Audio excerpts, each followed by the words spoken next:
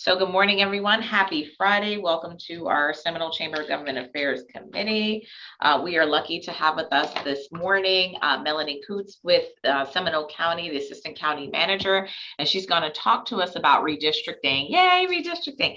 And how it's going to impact us and all our local businesses and all of the things coming up for this year's election. If we can just do a quick around the room for her so she knows who we are. I will start. My name is Kyle Alexander. I'm the Vice President of Public Policy for the Orlando Regional Realtors Association. Thank you so much for being here and your time. And I'm going to throw it to Elizabeth next. Hi there, I'm Elizabeth Watkins, Senior Manager of Government Relations for Walt Disney World. Hello, good to see you.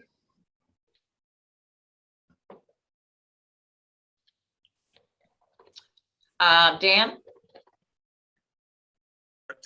Dan Lopez here of Legends Realty, the past chair of this issues and government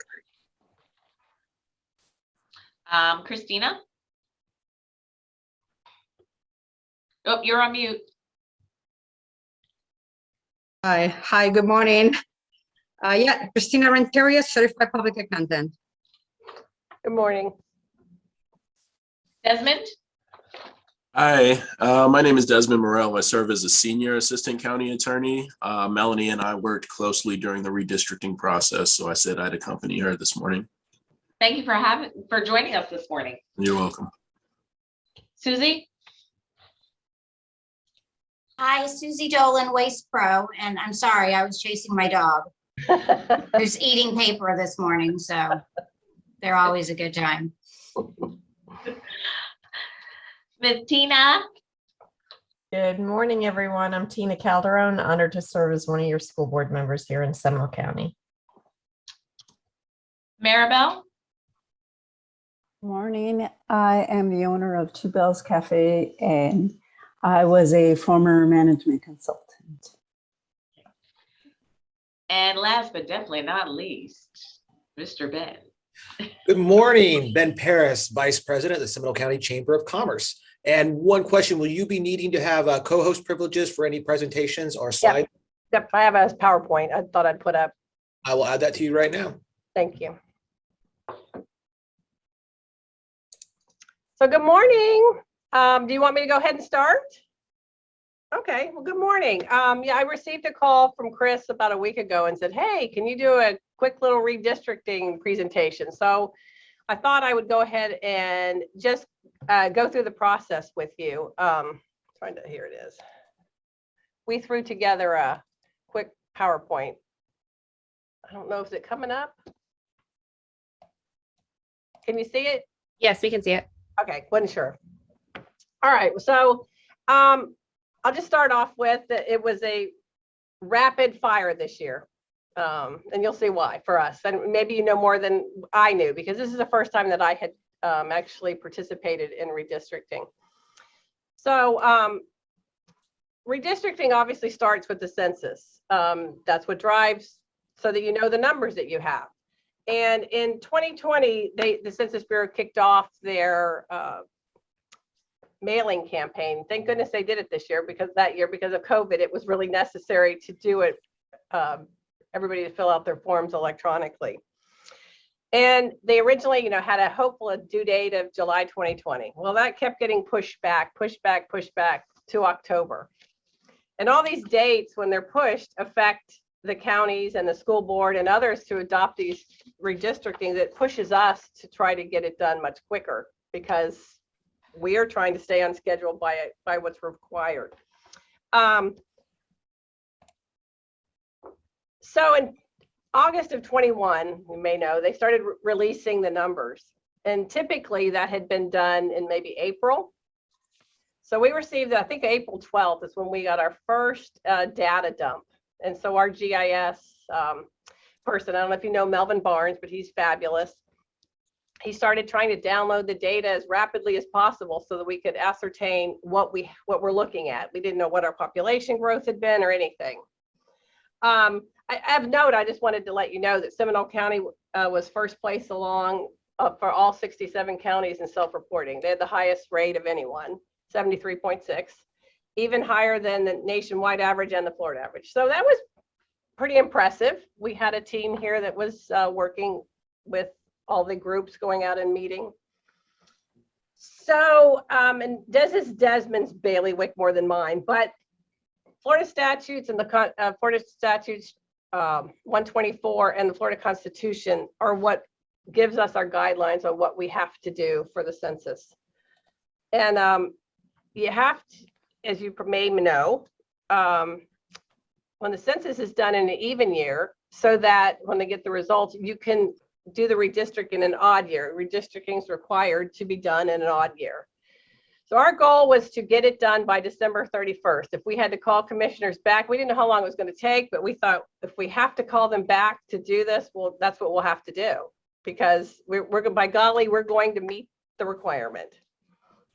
So we started working very rapidly. Very quickly, we saw how much the population increased, roughly by 50,000. So we knew that probably some of the districts had changed, and we probably guessed at which ones had grown the most, but we had to wait to see. Luckily, Nicole Guillet, our former county manager, was still here, and she had done the 2010 census redistricting. So she was familiar with the process. We had a team of Nicole, myself, Desmond, and Melvin. And we sat in a room and dumped the data on a screen and kept moving lines, kept moving where districts were to try to make them even. As you'll come to it, you'll see what our requirements were. We generated 3 proposed maps that we provided to the commissioners at a public hearing and let them give their feedback on.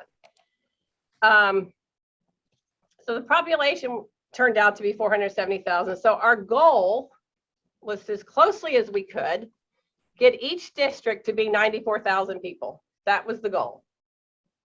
And sometimes it's easier than others. So there's certain criteria that we have to follow, and I'm listing them here.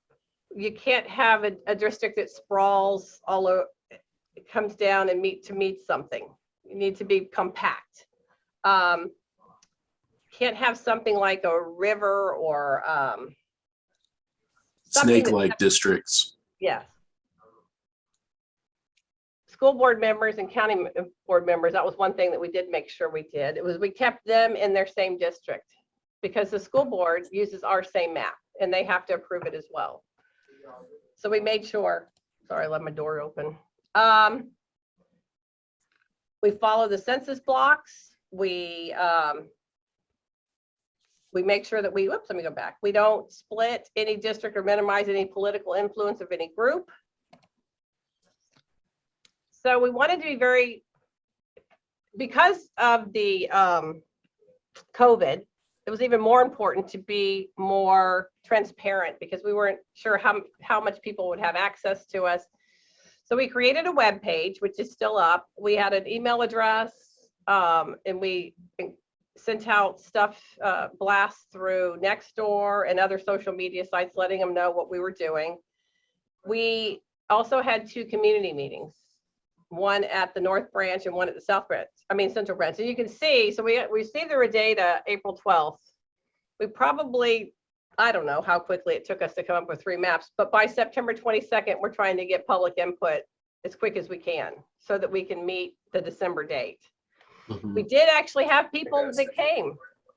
It was great. We had citizens that came and provided input. We even had someone who had a lot of GIS background and asked for the data, and he dumped it into his access, and he came up with some other proposed maps. So it was probably, from what I understand, the most public participation we've had to that degree. So that was very, very good. We had our first public hearing with the board on October 12th, and that was their first time that they were able to give us any guidance on the 3 maps that we had as to what they liked, what they didn't like, what they thought was wrong. And the citizens that had come to the meetings came to this public hearing and provided their map and tried to convince the board that maybe this might be a better map to use. I'll just say, for one thing, for us, because we vote at large, it's easier, I think, to get this done. when you're voting for single districts, there probably, I'm guessing, is more of a fight to keep certain things. Like for Orange County, they're single districts, so their commissioners have a more concern about keeping certain things in their area. Whereas ours, since they vote at large, it's probably not, they still want to keep their constituents, but if it moves a little, it's okay. So at the October 12th meeting, I told the board that we would be back December 14th. We thought it would take us that long to be accurate on getting the legal descriptions because, as you know, you have to provide a legal description for each district. Surveyors are hard to get a hold of now, like anybody else. We were challenged in getting a survey crew that could do this. We had, thank goodness, recently hired a surveyor on staff. And so at that meeting, Commissioner Lockhart said, hey, can you get it, possibly do it on November 9th, since the school board needs to do theirs on December 12th. So we pushed. We were really working fast. And we got it, we did it. By November 9th, we presented to the board, they accepted it, which allowed for the school board on December 14th to then approve it. And at that point, we sent it to the state, we're done. Our process, we provided it to Chris Anderson, just for him to use is hopefully maybe a guide for his polling locations. He may feel the need to move some of them. And this is the map. I don't know if you can, how good that shows up, but this is the map. You can see, like over in District 5 had the most increase in population. So we moved District 4, the purple part, where the line is what it currently was, and the purple is where it's going to be. So Commissioner Lockhart's District 4 went up into District 5 more, as Commissioner Constantine's District 3 kind of moved in to Commissioner Lockhart's. District 1 and 2 virtually didn't change much at all.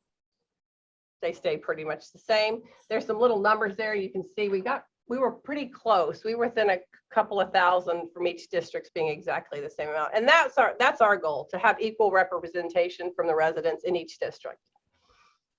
And that's all I had. When he said of talking about how it affects your business, I thought, well, he didn't tell me that. But I mean, I'm not sure. I don't know how redistricting affects your business other than the population growing, and especially if you're up in District 5. There was many more people there this year than 10 years ago. The growth was the most in District 5. Melanie, it's like a little small for me to see, and I think it's just not wearing my contacts. Can you kind of talk a little bit about?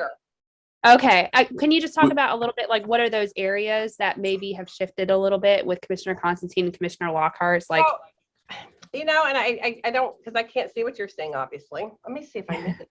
Does this make it? Does that make it bigger? That bigger? Yes. Okay. So if you can see Commissioner Constantine's District 3 in the bottom left, he's green. He moved over into Rolling Hills. If you see over there where Commissioner Lockhart is, we took that we needed roughly that many people, keeping in mind all the things we talked about being contiguous, compact. So we tried to make changes that make sense. We also have to follow their census tracts hidden in here, which you can't see, but when we start drawing lines, they get jagged. So we have to move things to stay, don't split a census tract. You can see up at the purple is Commissioner Lockhart's. So it looks like Commissioner Constantine gained a bit of Longwood. He did. Okay, yeah, it looks like he gained a little bit of Longwood proper, the city of Longwood proper. Correct. Okay. And Commissioner Lockhart went up into the Heathrow area. Okay. And that was virtually all the changes, right, Desmond? I think that was pretty much it. Commissioner Zimbauer and Delary pretty much stayed the same. There was minor Right, very minimal. So, yeah, and just to add on, in the chat, I went ahead and provided the website that does give you an opportunity to manipulate and interact with the current redistricting map.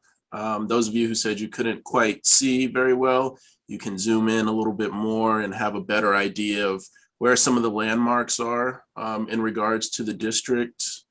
Again, our primary goal was to ensure that each commissioner was representing nearly the same amount of people. The idea is, again, equal representation for each individual. And as Melony indicated, we tried to preserve some of our major groups. So some of the major neighborhoods, some of the minority districts, school districts were kind of taken into account. There were several factors. And ultimately, we felt that this was the most detailed and most accurate map to use. Again, there were 3 different versions of this map that were considered, but this is the one that had the least impact, but still preserved the most equality among our residents. So we haven't had too many complaints with regard to this map. A lot of people were pretty impressed with how quickly we were able to put it together. The overwhelming majority of folks within Seminole County, they didn't see their district change. And those that did, they were kind of on the border already, so they were familiar with both districts. So very minimal impact, which is helpful for us. We wanted to make sure that, we didn't have several neighborhoods waking up one morning and they had completely different representation. So by and large, folks are remaining in their district, remaining with the same district commissioners. And yeah, we're pretty happy with how this went. And currently, this map is up with the state, being considered for ratification. We don't anticipate any issues there. I'm sure you all will see in the news that at a national level and even at the state level, you are seeing a few more controversial maps being drawn. Again, we didn't want to end up in that hot water, so we were very cognizant of the case law and all the statutes that kind of dictate how we need to divide these districts. So very happy about that, and we look forward to answering any questions you all may have. And the school board was very gracious and let us do it, and they accepted it without any issues. So we were happy about that. Absolutely. So We were too. Yeah.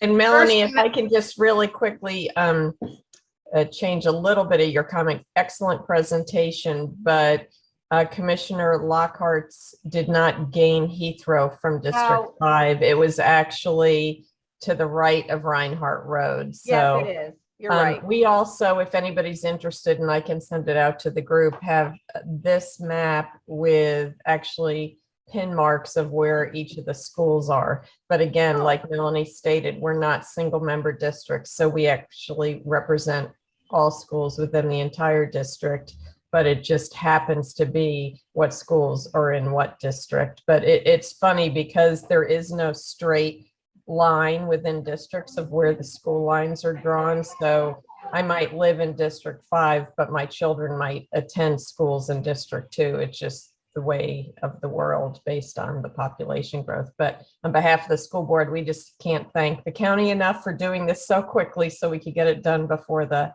holiday break to have it reviewed. So thank you again. So we were hoping we could do it. The surveyor came down to the end was, how are we going to be able to get a surveyor quick enough to actually do the work? That was our challenge at the very end. And I think Orange County's still in the process. They're not done yet. So I'm not sure how they're handling that. They anticipate finishing theirs by March, so that'll be interesting. So theirs is single member district, and then they have in there, I believe in their charter, they have very strict requirements on how they have to go out to the community and how they have to develop redistricting teams, which makes it a little more, well, it's a lot more meetings, a lot more people. Okay, so I have a question, which is, I think, the most obvious question, which is, can we get a copy of the PowerPoint? Sure. And I mean, we can get you a map that's been updated. This one I used just so you could see the differences, but we can get you, we can get a map. We have a map that shows it already changed. That would be awesome. And then Tina, your map would be awesome too. I would love to see that. Thank you. Thank you so much. Who do you want me to send it to Chris? Yeah, you can send it to Chris and he can send it. Okay. And just as an FYI, if you all go into the chat, the Zoom chat now, you can see the website. And on this website, it does provide layers. So if you want to put layers for all the public schools or all the private schools or various landmarks or major roads, you can do all of that just to kind of orient yourself a bit better and understand where these district boundaries are. Well, I want to thank you both, Melony and Desmond, for this presentation and taking time out of your morning to meet with us on a Friday. Happy Friday. Yay, happy Friday. Thank you for inviting us. It's, I feel like, it was very smooth. And so I wanted to say, with Desmond's help and the school board graciously, accepted what we did. And it was very smooth. We were able to come up with a map that I think was fair. Mm-hmm. And that's what you try to do. And that's usually words you don't hear together, smooth and redistricting. So the fact that you were able to accomplish that is amazing in itself. I remember my first year in the legislature, I think we had 6 special sessions trying to get the line drawn. And I spent 6 months of my time in Tallahassee, which over the summer is not fantastic, by the way. So the fact that you all were able to accomplish this in the time that you did and that it wasn't such a contentious process is something to be proud of yourself. So I think it was good. Thank you. I won't be doing it again, but it was good. I'll be retired by then. You're like, and I'm done. And Desmond, but he's got the experience. He'll be around the next time. Yes, well, thank you so much. And I will get the PowerPoint and the map sent to Chris. Thank you so much for your time this morning. And if we have any other questions, we'll surely reach out to your office. Members, make sure you please stay on, but our guests are okay to leave. Thank you so much. Have Thank a good you all. Friday. Bye-bye. Thank you.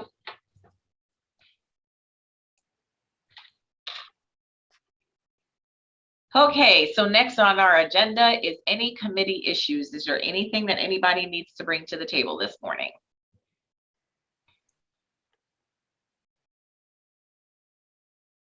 Nobody, anybody? Nothing? I mean, I have just a little bit of an update, not as a committee member, but as your liaison from the chamber. Okay.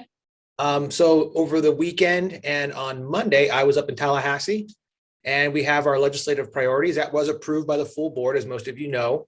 So while I was up there, I went ahead and took that around to some staff and a few other deputy secretary of DBPR and just kind of let them know what was going on. I did see a lot of the realtors. It was realtor days up there. So I saw you guys running around in the governor's club and all that. It was good times.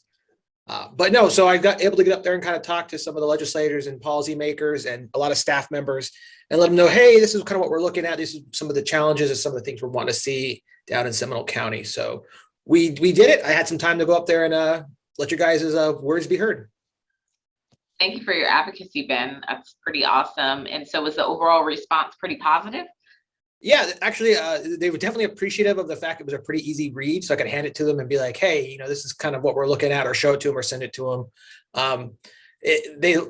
Look, makes you guys feel any better. Almost everybody around the state is saying it's pretty much the same thing, that, there's a lot of training issues. There was definitely shortages on medical staff, and that they're really wanting to kind of put education is sort of the flavor of the week. So it was a very similar ideas. I think across the aisles, across the board, everybody pretty much agreed with what we were saying. So I think it was a very good legislative priority list. That's awesome. And that definitely speaks to the hard work of this committee and the chamber and all the things that we set out to accomplish during this year. So thank you so much for taking that and, going up to Tallahassee and being our representative and hearing our, priorities being heard. So I thank you for that. That's a big deal. Anything else? Anybody have anything else they want to talk about?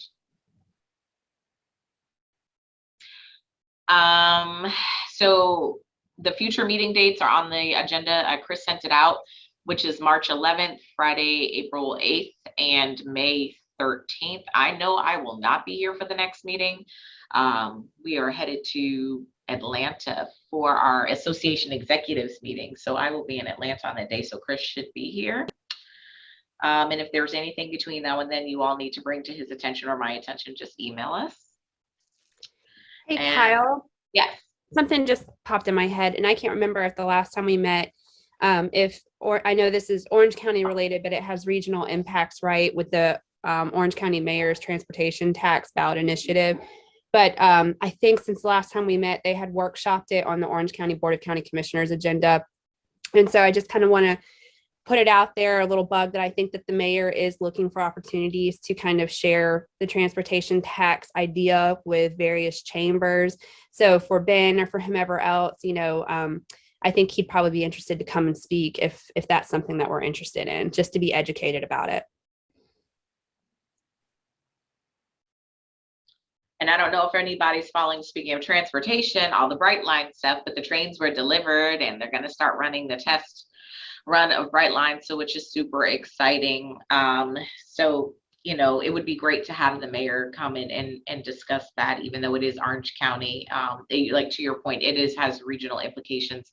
And, there's good and bad out there right now. You have some people that are for it in terms of, what it can bring to the economy in this area. And then you have some people that are not for this tax hike. So, he's facing an uphill challenge with it, especially with him coming up for re-election, where he probably would win his election very smoothly. I think this transportation tax may, dig into some of his supporters. So we'll see how this works out too. That was a good one, Elizabeth. I know for us over here at the Realtors, we were on the Hill for 3 days, Monday, Tuesday, and Wednesday. And our biggest thing is our Hometown Heroes programs. And so the transportation tax would impact that, because we're looking for dollars for affordable housing, for down payment assistance. And obviously, if we're looking to expand affordable housing, people need reliable transportation to get to and from work. So that is something that is important to us, is the expansion of our transportation system here in Florida. So. Anything else for the good of the order before I adjourn us on this good, happy Friday? I'm going to suggest, while you're in Atlanta, to hit up the Atlanta Breakfast Club. It is legendary and amazing. Okay, well, I'm leaving for DC Sunday. So it's going to be cold and possibly snow, 23 degrees. So pray my strength. Although I'm a New Yorker, I've been in Florida 16 years. And it was cold in Tallahassee. Oh my gosh, it was 32 degrees that night of our block party. Freezing Monday and Sunday. Yes. So I'm going to go look for a coat on my lunch, because I don't own a heavy coat anymore. So, but if there's nothing else, we'll go ahead and adjourn this meeting at 9:30 this morning, and hope you all have a fantastic weekend and see you soon. Be safe out there. Have a good weekend. Bye. Bye.